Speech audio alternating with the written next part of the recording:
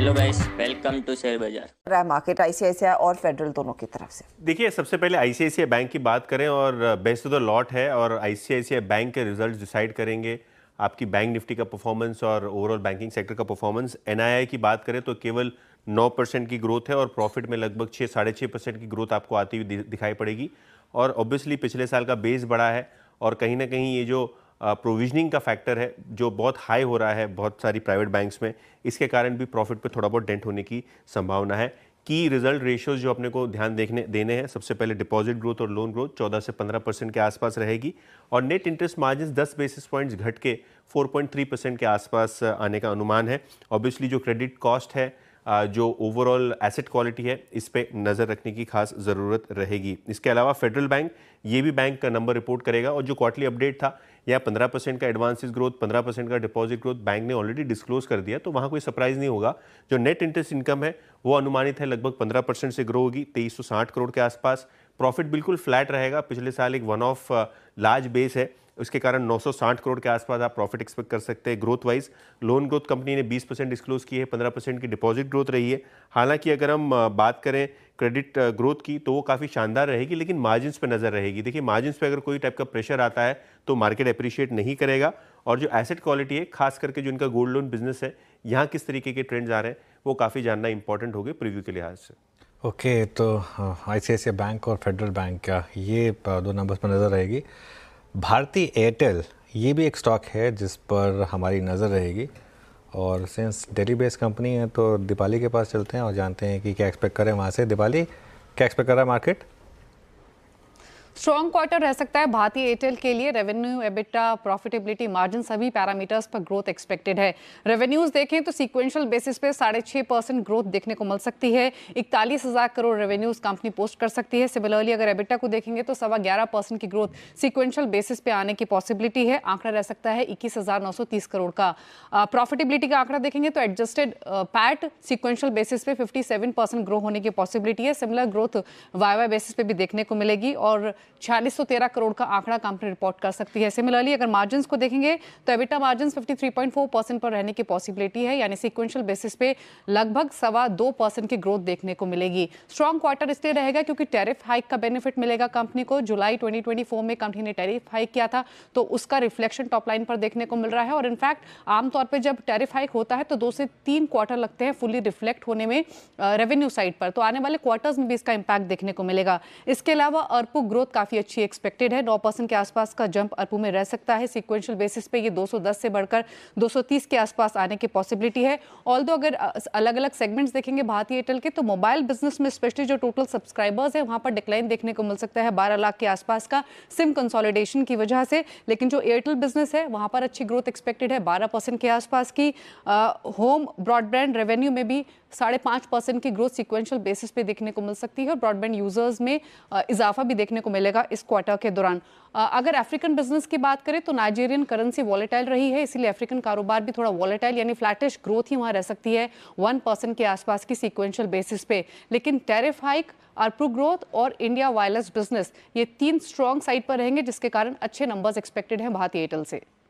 भारतीय एयरटेल अच्छे numbers expected और देखना है कि कंपनी क्या गाइड करेगी आरपू को लेकर गोइंग फॉरवर्ड। इस पर एक क्विक टेक चेक, अमित बताइए ट्रेड लेना है या नहीं, क्योंकि एक बार रचना जी ने तो कह दिया जब तक नंबर्स नहीं आते आप शॉर्ट की रणनीति ही रखेंगी। आपको भी लग रहा है कि ये मंदी के ट्रैप में फंसा हुआ है काउंटर और उससे ब्रेक करना थोड़ा सा मुश्किल रह सकता है? जी मैम, थोड़ी सी नियर टर्म वीकनेस यहाँ पे जरूर नजर आ रही है। स्टॉक में कंटिन्यूसली लोअर लोज बन रही है, 10 और 20 डेमा के नीचे ट्रेड कर रहा है। बट मेरा यहाँ पे ये रुझान है कि 1665 के लेवल है। अगर इसमें स्लाइड आएगा तो date will be up to 1630 1640, जहाँ पे 50 डे एक्सपोनेंशियल मूविंग एवरेज है। If results are good and favourable तो मेरे ख्याल से अगर वहां पे मिलेगा तो एक अच्छा एंट्री पॉइंट बनेगा। फिलहाल जिस हिसाब से मूवमेंट है मुझे लगता है किसी के शॉर्ट्स है तो बने रहें। एक स्मॉल स्लाइड टूवर्ड्स 1650 टू 1645 आ सकता है इसमें।